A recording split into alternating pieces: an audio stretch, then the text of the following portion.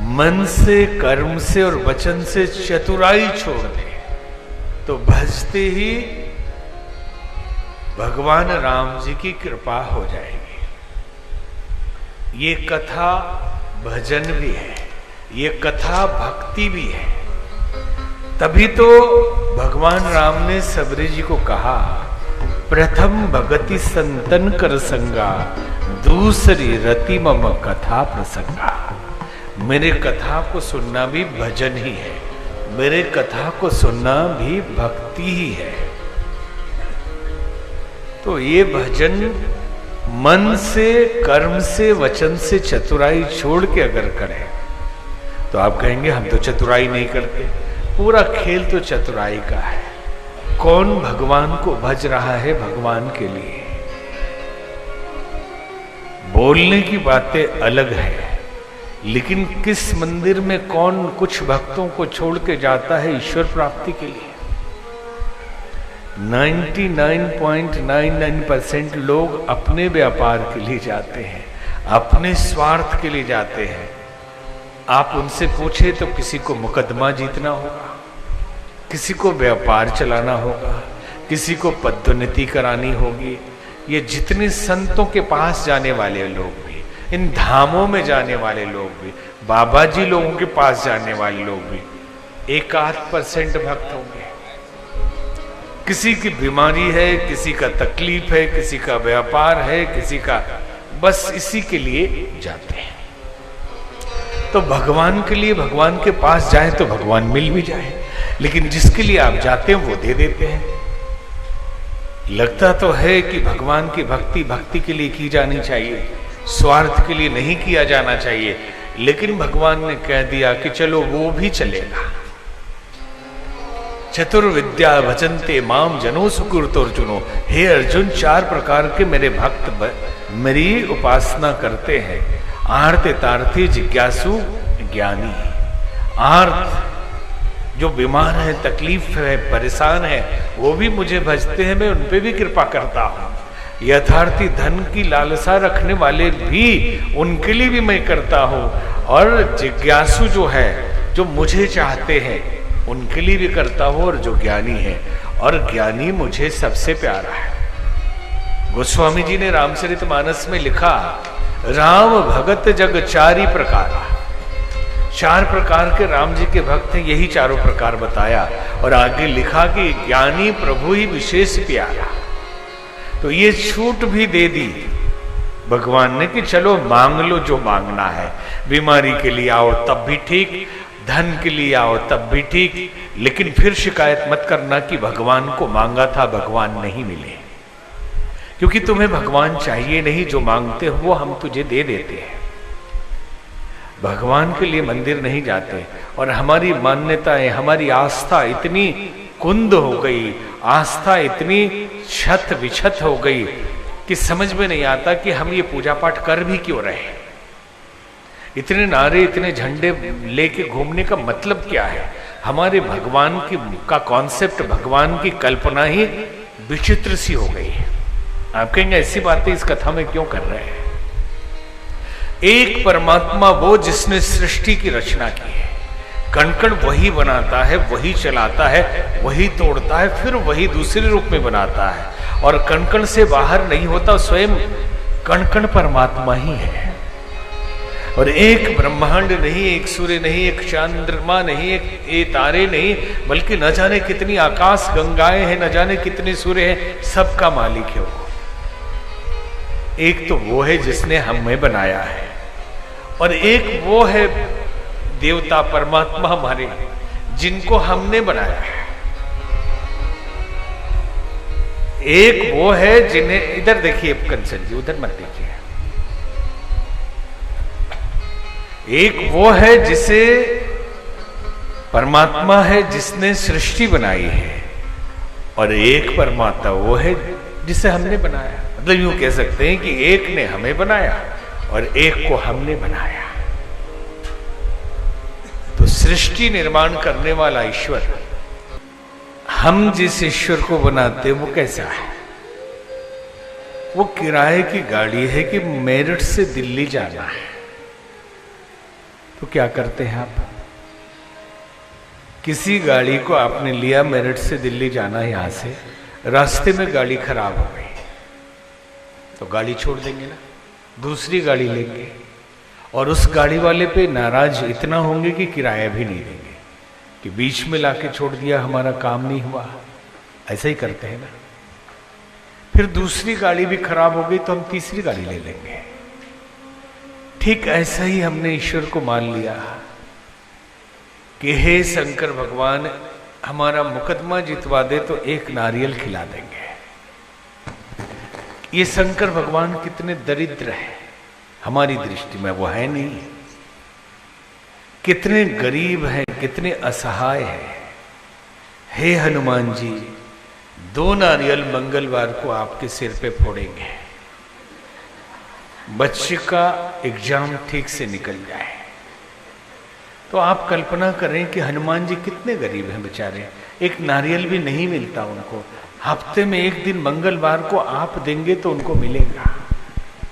तो आप कल्पना कर सकते हैं कि इतना गरीब आदमी आपका काम क्या करेगा। और जब खुद ही इतना गरीब है, एक नारियल के पैसे से वो काम करता है, एक नारियल मिलने से, वहां भी काम नहीं हुआ तो चले गए कि हे देवी मैया, हम 56 भोग चढ़ाएंगे, 56 भोग चढ़ाएंगे, हमारा ये काम करा दो। नहीं हुआ तो इनका तो हुआ नहीं, चलो दूसरे को खिलाते हैं। कहीं नहीं हुआ तो क्या करेंगे? ये बदलते रहते हैं गाड़ी। आप कल्पना करें कि क्या ईश्वर इतना कमजोर है? हमने क्या बना दिया? तमाशा। भगवान का तमाशा ही बना दिया। श्रद्धा से आप प्रसाद चढ़ाते, बहुत अच्छी बात है। श्रद्धा से आप कुछ भी अर्पित करते हैं, बहुत अच्छी बात है। लेकिन ये सौदेबाजी,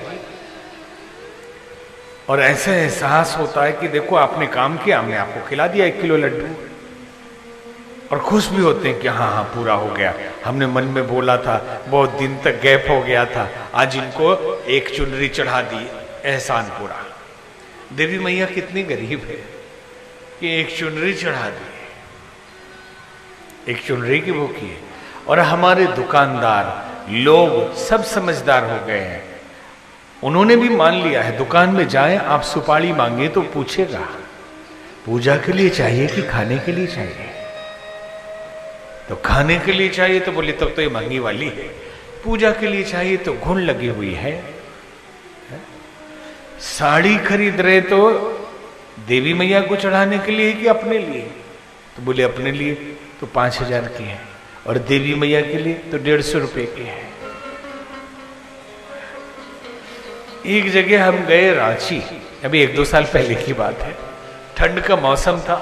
जिस घर में रुके उन्होंने एक दुकान वाले को फोन किया कि गुरुजी आए हैं, एक बढ़िया नया कंबल भेज दो, क्योंकि पुराना कंबल ओढ़ने के लिए नहीं देंगे, और स्पीकर ऑन था। तो दुकानदार पूछता है कि गुरुजी कंबल लेके जाएंगे या छोड़ के? तो उन्होंने पूछा इसका क्या मतलब है? बोले नहीं, लेके जाएं तो 200 रुपए का कंबल है, और छोड़ के जाएं तो 2-4 हजार का है। तो उन्होंने कहा भाई बढ़िया कंबल भेजो, ये ले जाने वाले गुरुजी नहीं है। सिर्फ आपको संकेत ये कर रहे हैं कि भाव समझिए, हम ईश्वर को क्या समझते हैं। मन से, कर्म से, वचन से छल चतुराई निकाल दें, फिर ईश्वर कहां गया हुआ है? ईश्वर मिल जाएगा आपको, क्योंकि जीवन बहुत छोटा है, एक दिन मर के चले जाना है। इतनी चतुराई है। जैसे एक घटना याद आ गई कि एक बहुत कुतर्की आदमी था, हर बात में अपनी बात मनवाता था। तो एक दिन उसने कहा कि ईश्वर, पत्नी बोली कि ईश्वर जो करता है अच्छा करता है, भले के लिए करता है। बोले हो ही नहीं सकता, ईश्वर तो मेरा भला चाहता ही नहीं कभी, जब भी होगा गड़बड़ होगा मेरे साथ ही होगा। तो ब्रेड में बटर लगाया, बोला मैं गिराऊंगा, देखो अभी, और ये बटर के तरफ से गिरेगा, क्योंकि ईश्वर चाहता नहीं कि मैं खाऊं। ईश्वर मेरे खिलाफ ही है। अब गिराया तो दूसरी तरफ से गिर गया जिधर बटर नहीं लगा था। तो पत्नी ने कहा कि देखिए ईश्वर तो आपको चाहता है कि आप खाएं। तो कहता नहीं नहीं नहीं, ये तो गलती से मैंने बटर दूसरी तरफ लगा दिया। गिरा तो ऐसा ही है लेकिन बटर लगाने में कुछ गड़बड़ी रह गई। एक व्यापारी व्यापार करने के लिए चला, समुद्र के रास्ते व्यापार करने जा रहा था। समुद्र में बहुत सारे उसमें उस शिप में व्यापारी थे। समुद्र में तूफान आया, जहाज डूबने लगा, सारे लोग चिल्लाने लगे, त्राही त्राही करने लगे, हे दीनबंधु, हे दीनानाथ, हे ठाकुर बचाइए। लेकिन फिर भी लग रहा था कि जान किसी की बचने वाली नहीं। तो उन्होंने सोचा कि शायद हम गरीब व्यापारी हैं इसलिए भगवान सुन नहीं रहा है। तो जो बड़े बड़े व्यापारी बैठे हैं इनको भी कहा जाए कि आप भी प्रार्थना करो तो शायद जान बच जाए, क्योंकि उनकी मान्यता आपके जैसी ही थी। आपके जैसे नहीं बोलेंगे, जो वैसे हो उनके जैसे, तो वैसी ही थी कि गरीब आदमी की भगवान नहीं सुनता है, अमीरों की सुनता है। जो ज्यादा चढ़ावा चढ़ाए, इतने की आरती की थाल, इतने पैसे की ऐसी, तो शायद भगवान ज्यादा सुनता है। तो वो एक अमीर व्यापारी थे, उनके पास गए, बोले कि आप भी प्रार्थना करिए तो शायद जान बच जाए, अन्यथा जहाज तो डूबने ही वाला है। बोले जिंदगी में कभी भी हमने प्रार्थना नहीं की, हमेशा सुबह ही दुकान चले गए और अगरबत्ती दिखाई है, उसमें भी 10-20 गाली अपने नौकर को दे दिया कि सामान इधर रखो उधर रखो, उतने देर में हमारी पूजा हो जाती है। कैसे प्रार्थना करते ये तो समझ में आता ही नहीं। बोले क्या है, बस ये बोलो कि हमारा काम करिए, हम आपका काम करेंगे, गिव एंड टेक, यही है। तो बोले क्या करना है, आपके पास एक महल है। बोले है, कितने का है? उन्होंने कहा 5 करोड़ का। तो आप संकल्प ले लीजिए कि जान अगर बच गई तो महल बेचकर दान कर देंगे। अब सेठ जी भी सोचते बोलते तब तक सबने जय जयकार बोल दी कि सेठ जी की जय। सेठ जी ने संकल्प ले लिया 5 करोड़ बेच के दान दे देंगे अगर जान बच गई तो सचमुच बिजली थम गई, तूफान रुक गया, सबकी जान बच गई। सबने सेठ जी की जय जयकार कर दी है, सबने सेठ जी की जय जयकार कर दी। लौट के आ गए सब लोग। जब लौट के आए 1 महीना गुजर गया, लेकिन सेठ जी ने दान नहीं किया। तो गांव के सारे लोग आए और उन्होंने सेठ जी से कहा, सेठ जी 1 महीना हो गया लेकिन आपने अभी तक दान नहीं किया महल बेच के। बोले कल कर दूंगा। कल उन्होंने नीलामी लगाई, एक बिल्ली, उन्होंने कहा मेरा महल, ये बिल्ली जो है मेरी, ये 5 करोड़ की है, मेरी बिल्ली 5 करोड़ की है और जो बिल्ली खरीदेगा 1 रुपये में महल ले जाए। तो लोगों ने सोचा कि 5 करोड़ महल का दाम है, चलो बिल्ली की कीमत पे ही, तो खरीद लिया और उस सेठ जी ने 1 रुपया दान कर दिया। लोगों ने कहा 1 रुपया दान किया, 5 करोड़ का महल था। बोले ये तो बिल्ली की कीमत है 5 करोड़, महल का तो 1 ही रुपया आया है, तो 1 रुपया दान कर दिया। ये चतुराई, ये चालाकी हम रोज करते हैं। कई बार तो घर से लेके गए दान करने के लिए पैसा, रास्ते में मूड बदल गया, रास्ते में मन बदल गया कि यार इतना दान करेंगे, आधा रख लेते, इतना ही दे देते हैं। हमने सुना एक आदमी कभी दान नहीं करता था, तो एक दिन सब ने उसको उत्साहित किया कि दान करो। चांदी के सिक्के चलते थे, तो एक चांदी का सिक्का लेके दान करने मंदिर में गया। लंबी लाइन थी और गर्मी का मौसम था, बेचारा हाथ में सिक्के को लेके बार बार देखता था, मेरा सिक्का आज मेरे पास से दूर हो जाएगा, ओह मेरा सिक्का। हाँ, बार बार उसको देखता। अब ज्यादा गर्मी के कारण पसीना आ गया, सिक्का भीग गया पसीने से।